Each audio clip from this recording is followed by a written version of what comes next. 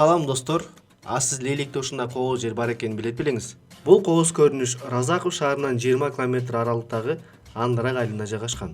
Бирок бул жака асты бийик болгон автоунаа менен барган оң. Анткени жолдору татаал. Биздин унаабыз жарым жолдо карга батып, калган жагына жөө бастык. Окуянын кандай болгонун толук ушул видеодон көрүп алыңыздар.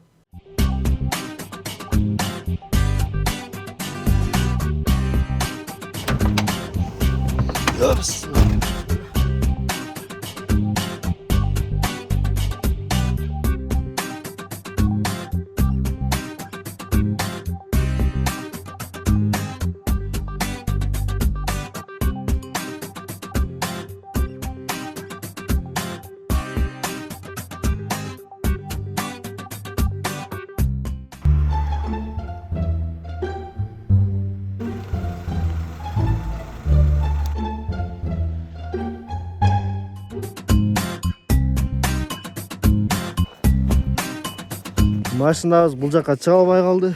Ошон үчүн токтотуп, дальше бул жагы пешком музга чейин барабыз эми буюрса.